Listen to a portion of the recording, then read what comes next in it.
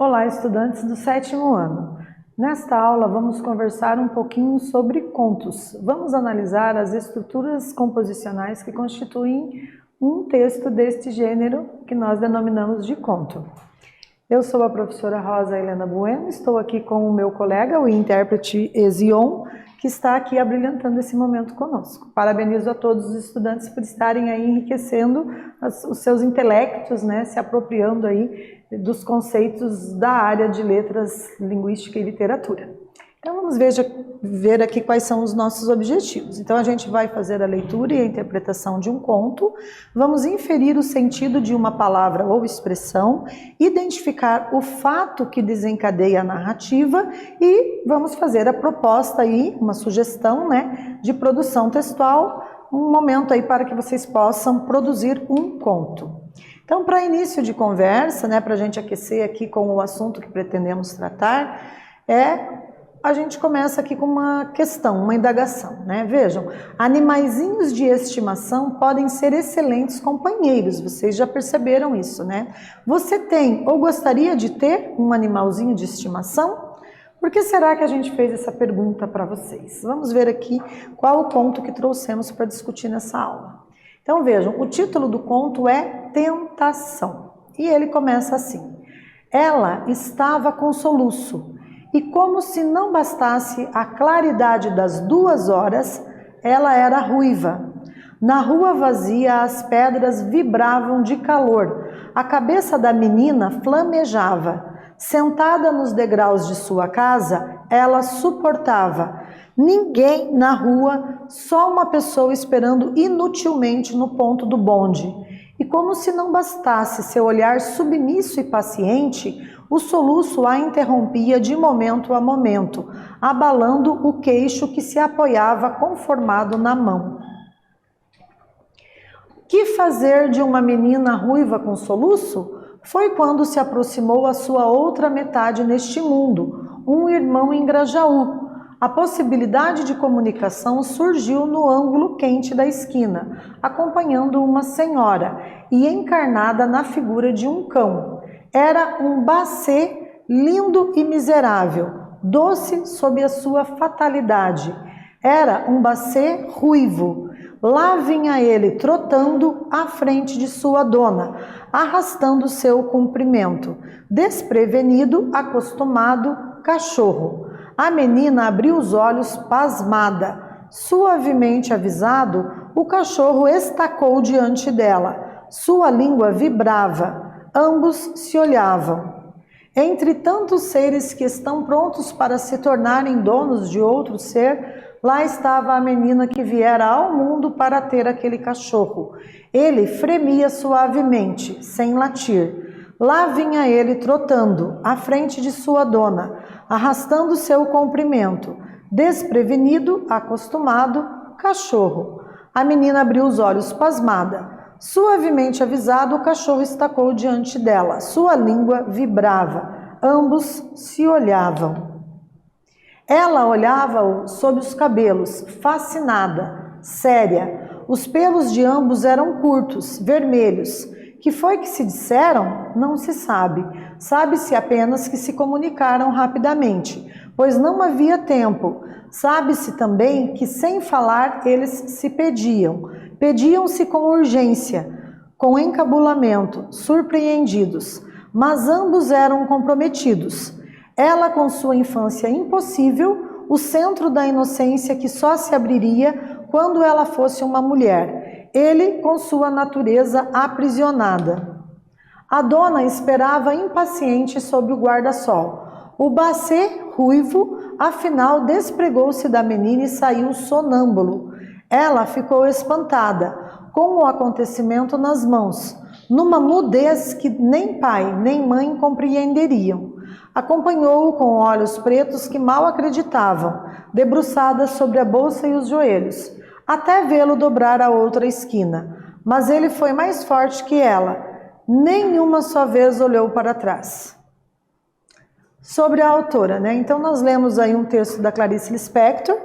Ela é nascida na cidade de Chaya Pinkhasovna, Foi uma escritora e jornalista, né? É autora renomada, bastante conhecida de vários romances, contos e ensaios, e é considerada uma das escritoras brasileiras mais importantes do século XX.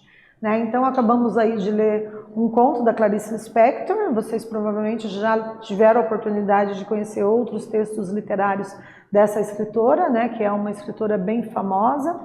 Ela tem vários textos literários, né, e todos são bem interessantes. A maioria deles, né, traz aí essa introspecção psicológica, né, que é esse momento em que o leitor tem acesso aos pensamentos dos personagens, né. Então vejam que aqui a gente tem um momento de epifania, né, há aqui uma revelação de uma paixão que de repente surge ali, né, por meio do cruzamento de olhares entre a menina ruiva e o cachorro, que também é ruivo, semelhante a ela, né? Então eles se identificam, né, a esse momento de revelação que a gente chama de epifania, que é uma das características dos textos literários da Clarice Lispector.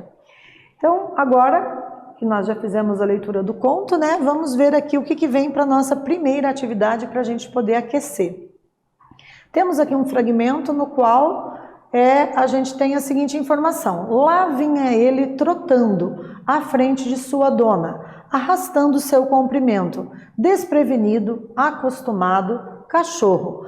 A menina abriu os olhos pasmada. Suavemente avisado, o cachorro estacou diante dela. Sua língua vibrava, ambos se olhavam. Uma das características desse conto é transpor os acontecimentos e cenários aproximando-se do imaginário do leitor. Que fato do conto o trecho descreve? E aí, que fato desse acontecimento, dessa história está descrita nesse fragmento que nós selecionamos para a primeira atividade? Não está difícil, podem tentar responder aí a nossa primeira questão.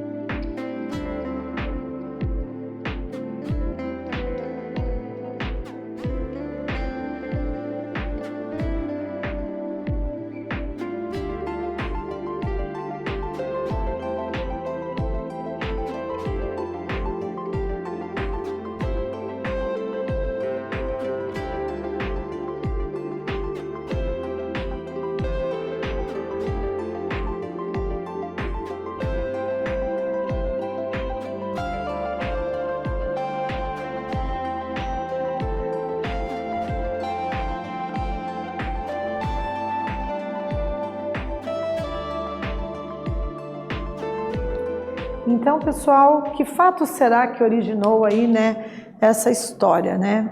Então, vejo, o trecho que descreve o fato que vai desencadear a história é o encontro entre a menina e o cachorro, né? Então, esse momento mágico do encontro entre eles, no qual o olhar deles se entrecruzou, né?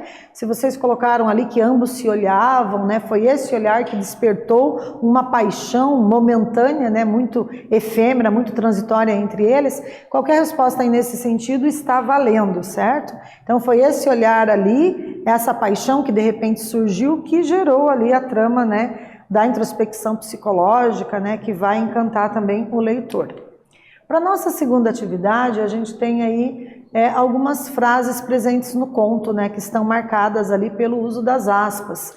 Então, na primeira, os pelos de ambos eram curtos, vermelhos, mas ambos eram comprometidos. Qual é o sentido produzido pela expressão ambos? E agora, ambos se refere a quem ou o que exatamente? Mais um tempinho para a segunda atividade.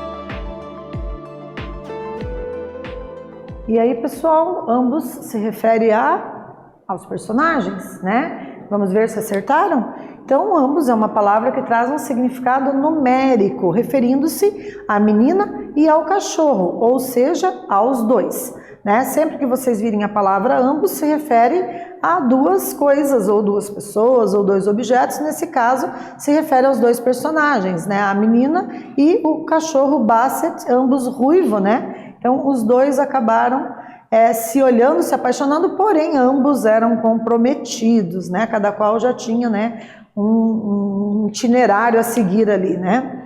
Então, só para a gente se aprofundar um pouquinho mais, o conto é um gênero literário no qual podemos encontrar figuras de linguagem.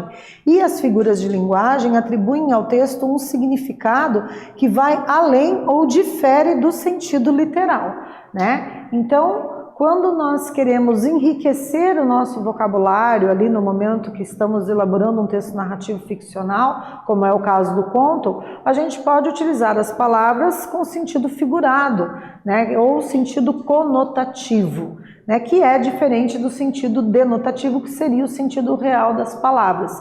E podemos utilizar aí as figuras de linguagem que tanto contribuem para sensibilizar o leitor, provocar ali um efeito de maior emoção, né, em quem está fazendo a leitura do texto literário. E vamos trabalhar nesse conto com algumas das figuras de linguagem, a metonímia, a sinestesia, por exemplo. Então, só para a gente se recordar, a metonímia consiste na substituição de um termo por outro, desde que haja uma relação entre eles. Como exemplo, a gente trouxe a frase: precisava de muitos braços para o trabalho daquela semana. Então, ao invés de dizer precisava de muitos trabalhadores para executar o trabalho daquela semana, às vezes o escritor usa um recurso de linguagem que nós vamos chamar de metonímia, e ele substitui a parte do corpo humano, apenas os braços, que é a parte necessária para desempenhar o trabalho, e esses muitos braços é uma parte que substitui o todo do trabalhador. Então, quando se tem esse recurso da parte pelo todo, nós temos a metonímia. Temos também a sinestesia, A sinestesia é uma associação de palavras ou expressões em que ocorre a combinação de sensações diferentes numa só impressão. Está ligada aos nossos sentidos, que são 5: audição, visão, tato, paladar e olfato. Era uma sombra verde e macia, Então, uma especial atenção aqui com relação a essa sinestesia. Então, só para a gente se recordar, a sinestesia, ela mexe com os nossos 5 sentidos, Então, você tem uma frase e essa frase, ela desencadeia um efeito sinestésico no leitor, ou seja, ela mexe com alguns dos sentidos, que são o tato, o paladar, a audição, visão, olfato. No caso do nosso exemplo aqui, a gente tem na frase era uma sombra verde e macia, eu posso tanto ter o imaginário que ilustra a visão, eu só consigo visualizar algo como sendo uma sombra, se eu tiver esse efeito sinestésico sendo trabalhado, sendo produzido nessa frase. E também quando ele diz assim, era uma sombra verde e macia, Então essa maciez eu tenho o quê? O tato. Eu sei se eu conheço que um objeto é macio ou é áspero por meio do tato, Então o tato e a visão são 2 efeitos sinestésicos que estão presentes nessa frase, Então só para a gente se recordar aí que a sinestesia mexe com os nossos 5 sentidos. Então, para a nossa terceira atividade, a gente tem um fragmento do texto, do conto da Clarice Lispector, que diz assim: acompanhou-o com olhos pretos que mal acreditavam, debruçada sobre a bolsa e os joelhos, até vê-lo dobrar a outra esquina, Então, olhos pretos está em negrito, Então, vejam bem ali, a frase vai ficar para vocês analisar. E aí, nesse fragmento, qual é a figura de linguagem possível de ser identificada? E a gente pede para vocês explicar por que essa figura de linguagem está ali. Um tempinho para vocês fazerem mais essa atividade.